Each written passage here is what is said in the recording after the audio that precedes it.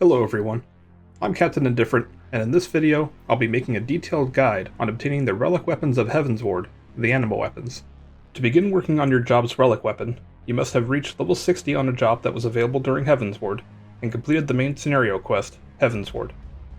The first quest starts in Idleshire by accepting an unexpected proposal from Rowena.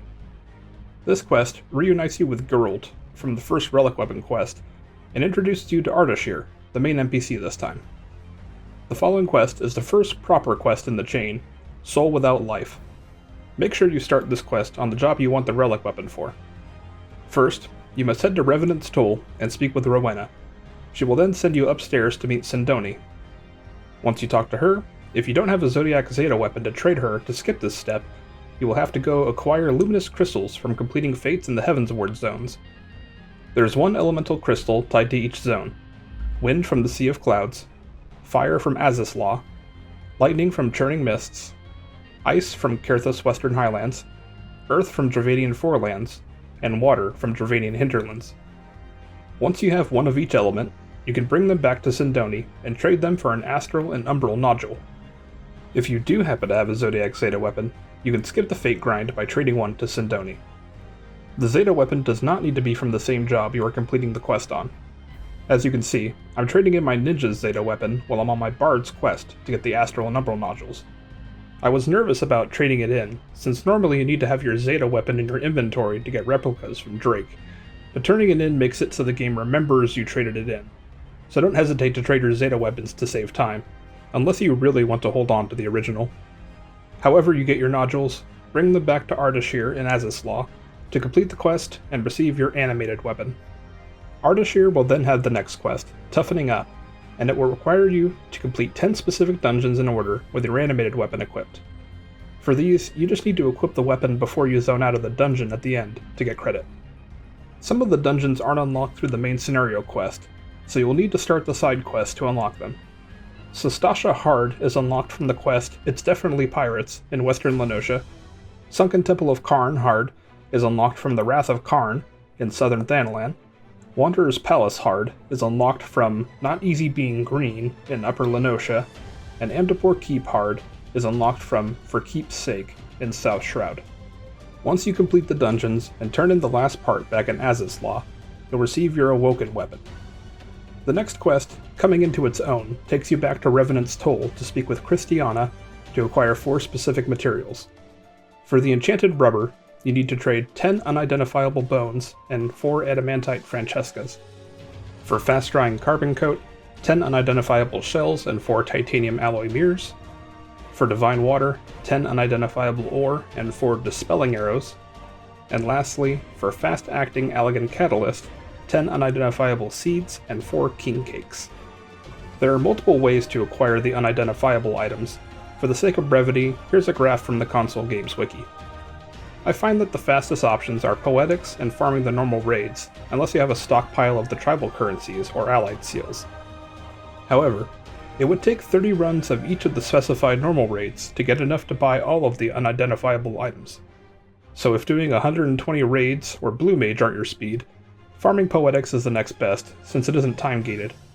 For the other items, you could buy all of them for 5,000 Grand Company seals each if you're at least a second lieutenant, for a total of 80,000 seals. You can also buy these off the market board, or craft them yourself if you have your crafting and gathering jobs leveled to 60. However you get all of the items, turn them in to Christiana for the 4 materials Geralt asked for. Return to him and receive your Anima weapon. Don't be fooled by the name though, this isn't the final stage.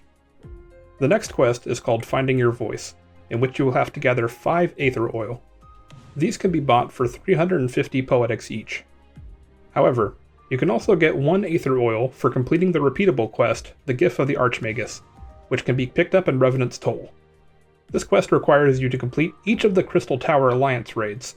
It is also immediately repeatable, so once you complete it, you can pick it up again right away, over and over again. So to complete this step without using Poetics, which you may want to consider once you hear the next step, you would need to complete the quest 5 times. Once you have your 5 Aether Oil, bring them back to Azislaw to receive your hyperconductive weapon. Then steel yourself for the next quest, A Dream Fulfilled. This will take you back to Idleshire to meet Ulan. For this quest, you need to acquire Umbrite and Crystal Sand, which Ulan can transmute into treated crystal sand. You then use the treated sand to increase stats on your weapon to complete this step. The Umbrite can only be purchased for 75 Poetics each. Crystal Sand can be acquired from Ulan by trading a variety of items to them. Here's another graph from the console games wiki to show all of the sets of items you can trade for Crystal Sand. Each set of items will trade for 2 Crystal Sands. Getting Crystal Sands can be one of the most intimidating steps of the Anima chain, so let's take a look at the best ways to get Sands. One of the best options is the blue Crafters or Gatherers script tokens. You get these by trading white scripts under the level 60 Materials and Tokens section of the script exchange. This, of course, is only a great option if you are at least a level 60 Crafter or Gatherer and have access to custom deliveries. This way, you can get between 804 and 1,620 scripts per NPC depending on the collectability and if the NPC is giving bonus scripts that week. The blue tokens are 25 scripts each, requiring a total of 3,125 white scripts. If this first method doesn't apply to you, then everyone can make use of the next method. The next best option is the Amber-encased Vilekin. These can be found in treasure chests that randomly appear during Heavensward Relic quests, which you pick up in Ishgard just north of the main Foundation Aetheryte. Just grab any battle leaf quest, but preferably not an escort. If you don't care about completing the leaf quest, you can get through this rather quickly. The strategy is to initiate the leaf quest and look for a treasure chest. If you don't see one, abandon the leaf. If you do see one, loot it, then abandon the leaf. Then, in the journal, select Retry and initiate the leaf again to look for another chest. You can repeat this as much as you like, or until you run out of allowances. Also, I played around to see the difference between regular and large-scale leaf quests. While large-scale treasure chests contain 5 Amber-encased Vilekin, I suggest using the regular leaves. Not only did I only see 1 chest in 6 large-scale leaves, that's 60 allowances, but I got back-to-back chests using regular leaves. Having far more chances of occurrences like that skew in favor of using regular leaves. One last note regarding Crystal Sand acquisition. If you have any of the other sets of items to trade in, they would be better than trading 5 Superior Enchanted Inks and 5 Thabnarian Mists. That's 225 Poetics for 2 Sands. Since Umbrite can only be purchased with Poetics, spending Poetics on Sands should be your absolute last option. Regardless of how you acquire the Sands, each transmutation awards at least 3 treated crystal sands, with the potential to receive up to 3 bonus sands. You need a total of 180 treated sands, so you need around 60 Umbrite and 60 crystal sands to complete this step. At 75 Poetics each for the Umbrite, a total of 4,500, I'm sure you can see why I advocated for saving your Poetics for them. Whether you want to transmute a few materials at a time, or have all 60, speak with Ulan with your Anima weapon equipped to transmute the treated crystal sand and allot your first 90 stat points. After a cutscene, you can allot the last 90 points. After that, return to Ardashir and you will receive your reconditioned Anima weapon. The next quest, Future Proof, takes you back to Idleshire to meet Blamprest, who will have you gather 50 singing clusters. You can get these in 2 different ways. One is by completing the 2 repeatable quests nearby. Cut from a Different Cloth is a daily quest given by Angelette and requires you to complete the 50, 60, 70, 80 dungeon roulette for 1 singing cluster.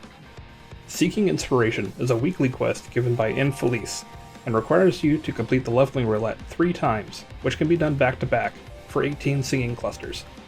The other way you can acquire singing clusters is for 40 Poetics each. So with the 19 clusters you'll have after these quests, if you want to finish it the same day, you'll need to purchase 31 singing clusters for 1,240 Poetics. Once you have your 50 clusters, trade them to Blamprest and return to Ardashir for your sharpened Anima weapon. We're getting close now.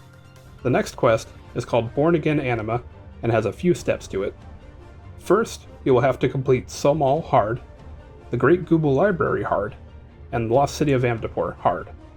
If you don't have these dungeons unlocked, the unlocked quests are the Fires of Somal in the Churning Mists, Let Me Google That For You in the Dravanian Hinterlands, and One More Night in Amdapor in the South Shroud, respectively. You don't have to have the weapon equipped for these dungeons, but you have to be on the job you started the quest on. After you complete the dungeons, the quest continues and a new repeatable quest pops up called Some Assembly Required. This quest can be done before or after the next step of Born Again Anima. It tasks you with collecting 15 Numite, which can be purchased for 100 Poetics each, or 4,000 company seals each if you are a second lieutenant. They can also be gathered from Time War Dragon Skin maps, but I prefer seals here. Especially because, spoilers, we will still need 500 Poetics for the last quest. Turning in the 15 Numite will give you a newborn soulstone, which takes up an inventory space, but we will need it to complete Born Again Anima. To continue on with Born Again Anima, you need to complete activities with your sharpened Anima weapon equipped. It's yet another light grind if you're familiar with the ARR Zodiac weapon quests, though this is much easier. The absolute best option is to create or join a party finder for Alexander the Eyes of the Creator Savage, or A9S Unsynced.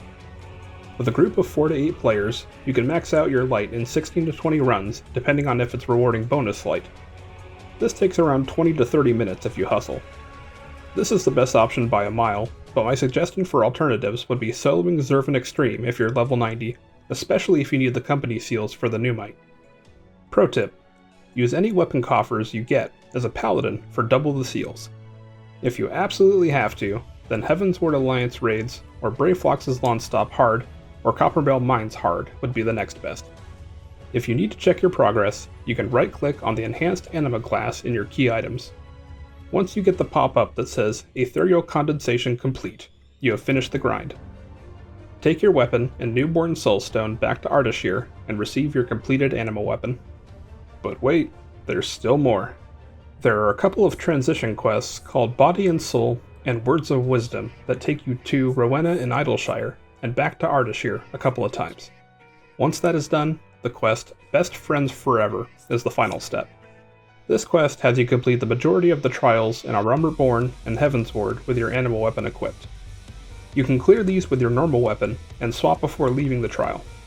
You will need to run Ifrit, Garuda, and Titan hard, Good King Mogglmog, Leviathan, Ramu, and Shiva hard, Ravana and Bismarck hard, then Sephiroth, Sophia, and Zervan. These are all soloable at level 90 on any job, but you can always duty finder them. Once you complete them all, Ardashir will of course need just one more thing. Archaic Enchanted Ink, which you buy for 500 Poetics. Bring it back, and you'll receive your Anima weapon Lux. Congratulations! I hope you enjoyed the video. Please like, comment, and subscribe if this helped you out, and see you next time, adventurers.